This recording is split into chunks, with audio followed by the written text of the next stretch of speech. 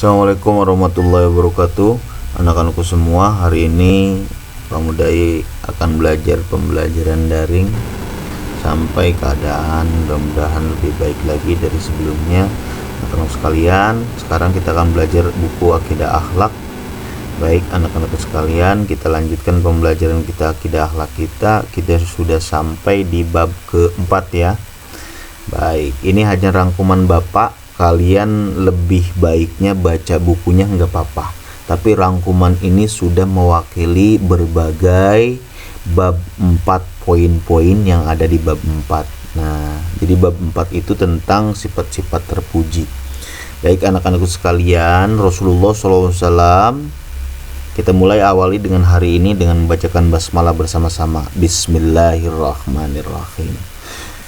Anak-anak sekalian, Rasulullah Shallallahu Alaihi Wasallam adalah tauladan kita, karena dalam hadis pun mengatakan bahwa di dalam diri Rasulullah itu ada suri tauladan bagi kita. Nah, sebagaimana Allah Subhanahu wa Ta'ala berfirman dalam Al-Quran, laqad kana lakum fi rasulillahi uswatun hasanah. Di dalam diri Rasulullah SAW Nabi Muhammad itu ada uswatun hasanah atau suri tauladan. Oleh karena itu kita sebagai muslim harus mencontoh sifat-sifat yang ada di dalam Rasulullah, kita praktikkan dalam kehidupan sehari-hari. Nah, supaya menjadi seorang muslim yang mempunyai iman yang sempurna, mentaati Rasul dan Allahnya. Baik anak-anak sekalian, dalam diri Rasulullah SAW itu sudah ada sifat-sifat manusia yang sempurna, termasuk toleransi, menghormati perbedaan dan lain sebagainya. Sifat Rasulullah SAW itu diantaranya nomor 1 rendah hati, keduanya taat, keduanya santun, ketiganya taat, dan keempatnya kasih sayang. Banyak sebenarnya sifat-sifat Rasulullah SAW, cuman pada kesempatan kali ini kita akan membahas di bab keempat ini sifat-sifat rendah hati, santun, taat, dan kasih sayang. Nah, dengan sifat-sifat inilah Rasulullah SAW mendapat julukan atau mendapat panggilan dengan Al-Amin, artinya orang yang terpercaya. Ini kisahnya panjang. Nabi Muhammad mendapat Al-Amin ini. Suatu waktu para kelompok kafir Quraisy itu kan berkelompok-kelompok seperti yang diceritakan dalam SKI, bahwa ada kabilah Khazraj, ada kabilah Quraisy, ada kabilah Qahtan. Nah, mereka itu berkelompok-kelompok, bergerombol-gerombol membentuk satu kelompok gitu ya, membentuk satu kumpulan, sehingga apabila salah satunya merasa disakiti, mereka perang, ribut dan sebagainya. Maka Rasulullah SAW mempersatukan mereka ketika akan meletakkan batu Hajar Aswad. Nanti bisa dilihat di kitab Sirah Nabawiyah. Baik anak-anakku, itu sekilas pandang tentang mendapat juluknya Al-Amin, yang terpercaya, yang terdapat, yang di dalamnya terdapat di dalam diri Rasulullah SAW. Anak-anakku, kita lanjutkan. Nomor 1, sifat rendah hati. Nah, rendah hati ini wajib dimiliki oleh semua muslim. Rendah hati adalah sikap yang tidak menyombongkan diri. Nah, sikap yang tidak menyombongkan diri. Lawan katanya sombong. Atau rendah hati itu tidak merasa jumawa dengan apa yang kita miliki, harta, kecerdasan kita, kemampuan kita, kelebihan kita. Kita tidak menyombongkan diri atau tidak menjadikan hati kita menjadi tinggi dengan apa yang kita miliki. Itu rendah hati. Rendah hati adalah sikap yang tidak meremehkan, lebih mulia daripadanya ya. Jadi sikap rendah hati tidak meremehkan orang lain dan tidak menganggap dirinya lebih mulia daripada orang lain. Itu simpelnya ya. Terus perbedaan rendah hati dan rendah diri. Nah, perbedaannya apa rendah hati dan rendah diri? Rendah diri berarti minder, beda. Kalau rendah diri itu minder, dia tidak mempunyai power, dia tidak mempunyai kepercayaan diri. Contohnya kita mau maju disuruh nyanyi sama Pak Guru dan Bu Guru, malu. Nah, itu minder. Bukan rendah hati itu, tapi minder. Minder itu rendah rendah diri gitu. Jadi merasa dirinya tidak pede, tidak percaya diri, itu rendah diri. Disuruh maju di pentas akhiru sana bernyanyi enggak berani, nah itu rendah diri atau tidak percaya diri. Beda dengan rendah hati. Rendah hati itu apa yang kita miliki. Contoh misalkan kita punya sepatu baru, kita tidak sombong melihat dengan anak yang lain yang sepatunya jelek. Wah, sepatu kamu jelek, lihat nih sepatu saya bagus. Nah itu namanya sombong. Kalau rendah diri, tidak memamer-mamerkan apa yang kita miliki. Harta kita titipan Allah Subhanahu wa ta'ala. Segala keunggulan kelebihan yang kita miliki adalah berasal dari Allah Subhanahu wa ta'ala. Satu waktu kita akan diambil. Kecerdasan yang kita miliki, misal kita pintar tentang suatu pelajaran, suatu hari itu pun akan diambil oleh Allah Subhanahu wa ta'ala. Termasuk kecantikan, ketampanan, satu hari akan diambil. Harta benda yang kita miliki, mobil, motor dan lain sebagainya, tidak akan menyombongkan diri kita di depan orang lain, karena pada hakikatnya itu adalah titipan dari Allah Subhanahu wa ta'ala. Nah, ya, tidak boleh apa yang kita miliki kita sombongkan, tidak baik. Apa yang kita miliki, contoh misalnya kecerdasan dalam diri kita, tidak boleh kita mengunggulkan kecerdasan kita. Ada orang yang belum bisa matematika, kita hina-hina, cuman kayak gitu aja, nggak bisa, saya kecil bagi saya. Nah itu sombong. Nah jangan jadi orang yang sombong, jadilah orang yang rendah hati. Kamu belum bisa, biar saya bantu ya, boleh nggak saya bantu? Nah ada rendah hati, ada rendah diri, berbeda. Intinya rendah hati adalah sikap yang tidak meremehkan orang lain dan tidak dirinya merasa mulia dari orang lain, tidak mengunggulkan dirinya apa yang dia miliki. Itu yang namanya rendah hati. Baik anak-anak, kita lanjutkan contoh makhluk sombong. Nah ini contoh dari sombong nih. Akibat dari kita sombong nanti akan ada akibatnya. Karena yang berhak sombong itu hanyalah Allah Subhanahu wa ta'ala. Nah kata Allah dalam hadis qudsinya, al-kibriya'u thawbi, kata Allah bahwa kesombongan itu adalah pakaianku. Maksudnya kesombongan itu hanya milik Allah. Karena apa? Karena Allah yang menciptakan langit, bumi, manusia serta isinya. Kecerdasan, akal, mobil dan lain sebagainya Allah yang menciptakan. Allah nggak apa-apa sombong. Nah iblis adalah makhluk Allah Subhanahu wa ta'ala. Allah ciptakan, tapi iblis Allah ciptakan dari api iblis ini. Nah hebat iblis ini. Zaman dulu dikisahkan dalam beberapa literatur, di beberapa buku-buku itu Bapak baca itu, bahwa iblis itu seorang pengajar malaikat yang lain. Ini panjang ceritanya ya. Terus iblis ini sombong. Suatu hari iblis diperintahkan sujud kepada seorang makhluk yang namanya Adam. Adam ini terbuat daripada tanah. Nah, dari tanah, dari berbagai tanah Adam ini. Termasuk manusia pun makhluk yang sempurna yang dimuliakan oleh Allah Subhanahu wa ta'ala. Sebagaimana Allah Subhanahu wa ta'ala berfirman, walaqad karramna bani Adamnya. Sungguhnya kami Allah Subhanahu wa ta'ala memuliakan Bani Adam atau anak Adam. Jadi manusia ini makhluk yang sempurna dan dimuliakan Allah. Nah iblis ini merasa lebih hebat dan pintar juga, karena iblis ini juga pengajar para malaikat waktu di surga. Nah iblis ini terbuat dari api, disuruh sujud kepada Allah, disuruh sujud kepada malaikat, kepada semua malaikat. Pada waktu itu suruh sujud kepada Nabi Adam, malah membangkang. Hanya satu yang membangkang, yaitu iblis. Iblis karena tidak mau bersujud kepada Nabi Adam, akhirnya diusir dari surga. Akhirnya padahal yang dulunya iblis enak, makan gratis segala apa enak, sekarang diturunkan ke dunia, ke bumi. Akhirnya iblis balas dendam kepada Nabi Adam. akhirnya hasud, kemudian bagaimana cara mengusir Adam dari surga, akhirnya Adam pun terperdaya dari godaan iblis. Nah, akhirnya Nabi Adam pun dikeluarkan dari surga karena melanggar peraturan Allah yang ada di dalam surga, yaitu memakan buah khuldi.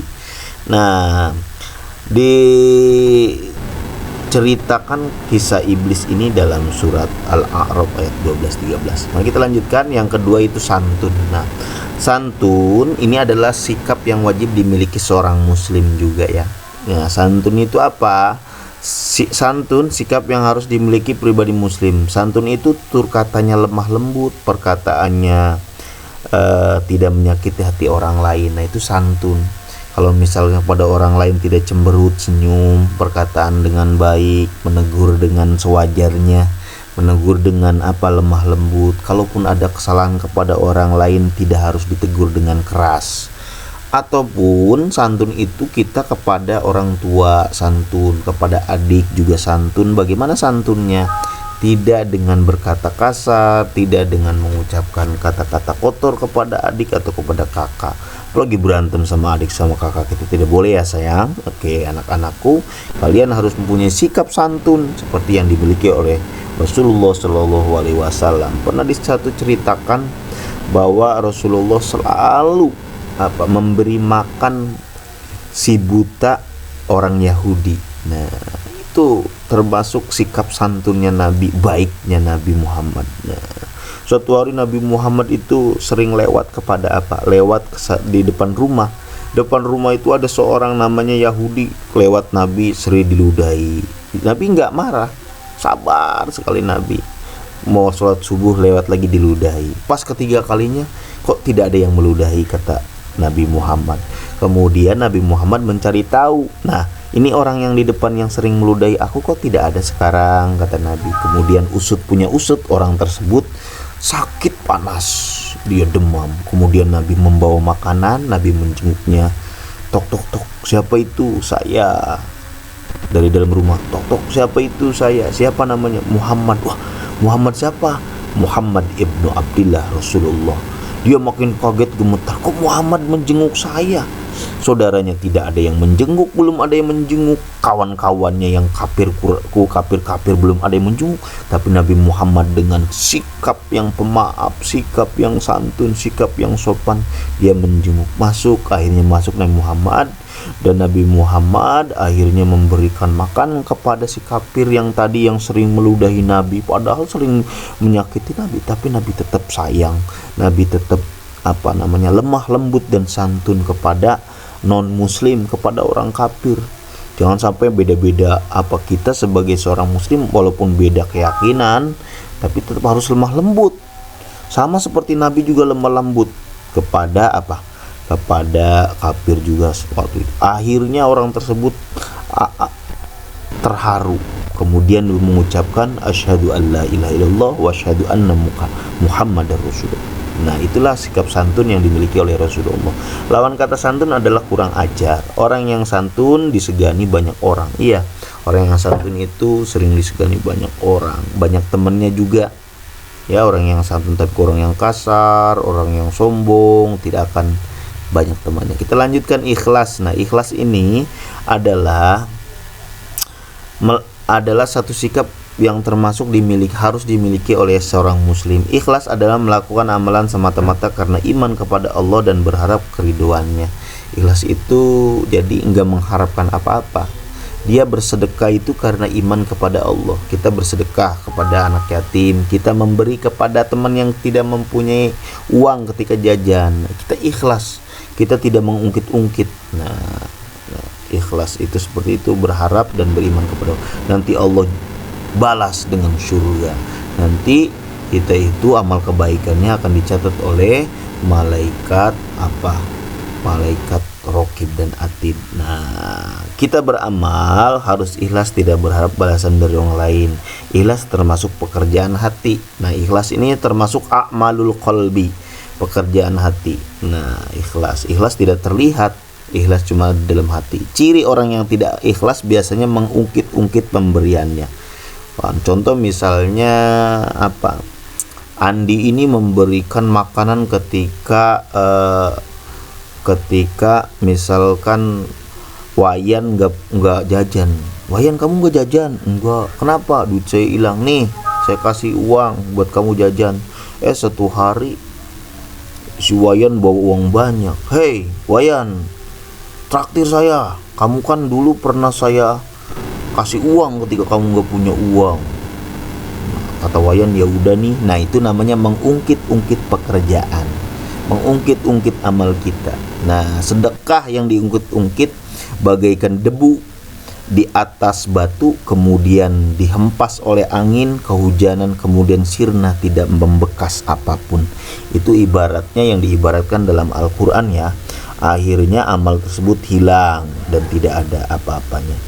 Perintah Allah agar ikhlas kepada kita semua terdapat pada Al-Quran surat Al-Bayyinah ayat 5. Wa ma umiru illa liya'budullaha mukhlishina lahuddin hunafa. Nah, itu dalam Al-Quran ya. Dan Allah tidak merintah suatu perkara illa mukhlisinya, kita harus ikhlas melaksanakannya. Jangan mengungkit-ungkit. Contoh ikhlas misalkan, ini puasa lama amat, itu mengungkit-ungkit. Ikhlas, nah itu mengeluh, termasuk mengungkit-ungkit amal tidak baik. Ikhlaskan ya. Sholat ini kok sholat duhur 4 rakaat, kenapa enggak 2 rakaat aja? Itu mengungkit-ungkit, tidak boleh. Tidak baik untuk kita sebagai seorang muslim ya. Tanamkan dalam diri kalian anak-anakku selalu ikhlas. Oke, kita lanjutkan nomor 4, yaitu sifat yang baik yang dimiliki wajib seorang muslim itu taat. Taat menurut bahasa artinya patuh. Nah, misalkan Bu Dewi punya anak namanya Fatima. Fatima, beliin ini, nurut. Fatima, cuciin piring kotor, nurut. Nah, itu namanya taat menurut bahasa. Taat menurut istilah adalah tunduk dan patuh baik terhadap pemerintah, baik kepada Allah, pada Rasul maupun ulul amri atau pemerintahan. Jadi taat pertama itu yang pondasi pertanyaan, taat kepada Allah dulu, baru kepada Rasul, baru kepada ulil amri, para pemimpin. Jadi taatnya harus jangan langsung ke para pemimpin. Jadi harus taat kepada Allah dulu. Perintah taat terdapat dalam surat Quran An-Nisa ayat 59. Atiullaha wa atiur rasul wa ulul amri minkum. Nah, taatlah kalian kepada Allah dan Rasulnya, wa ulul amri, dan para pemimpin yang ada pada kalian. Termasuk apa para pemimpin? Ya seperti Pak RT, Pak RW, seperti lurah, kita harus mentaati perintahnya, harus kerja bakti. Termasuk para wali kota, gubernur dan lain sebagainya, presiden juga. Baik, kita lanjutkan. Pembagian taat atau jenis-jenis taat. Taat nomor 1, taat kepada Allah. Ini landasan utama kita. Setiap muslim wajib mematuhi perintah Allah Subhanahu wa taala seperti sholat, zakat, puasa, wajib mematuhi. Kalau enggak, dosa.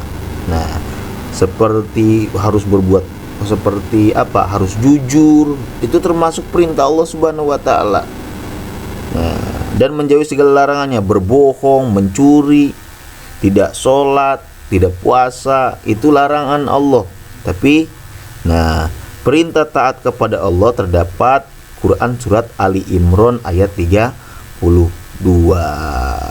Qul in kuntum atiullaha wa ati rasulnya. Ada beda di situnya. Lanjut nomor 2, taat kepada Rasul Allah. Yang kedua, bagian 2, kita taat kepada Rasulullah.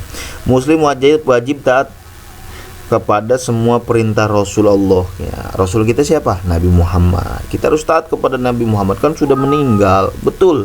Tapi kita harus mentaati segala sunnahnya ya, segala perintahnya.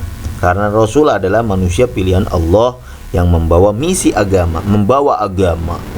Taat kata Rasul, kamu jangan jahat sama orang. Kata Rasul, kata Nabi Muhammad, kamu tidak boleh berbohong itu dosa. Nah, itu kita harus taati.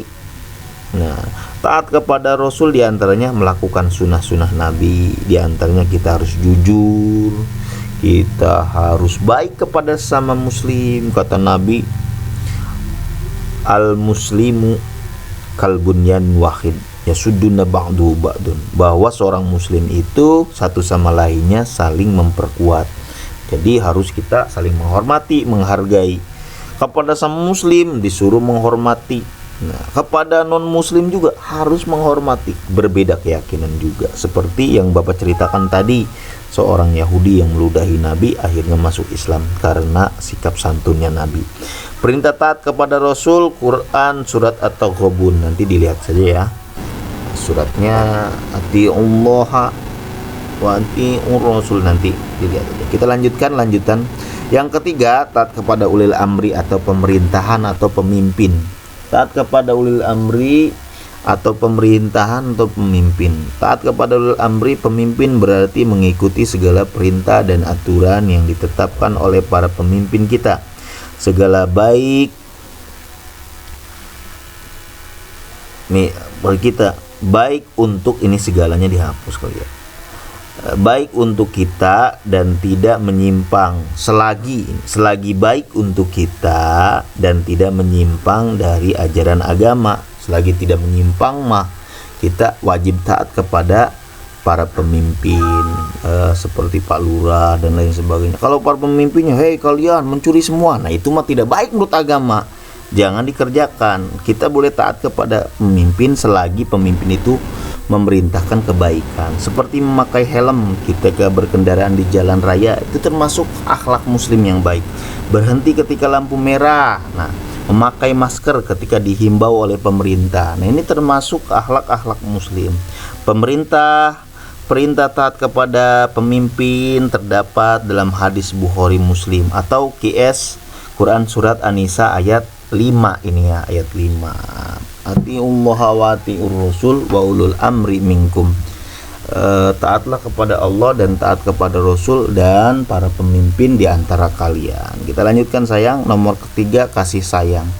Sikap yang dimiliki oleh Rasulullah SAW adalah kasih sayang. Kasih sayang adalah rasa yang timbul dari hati seorang untuk mencintai, menyayangi, dan memberikan kebahagiaan kepada orang lain. Nah ini seperti kasih sayang itu mamah kepada kita, kepada kakak sama adik. Nah atau kakak, kita sebagai kakak nih, ada yang sebagai kakak mencintai adiknya, tidak ribut dengan adiknya.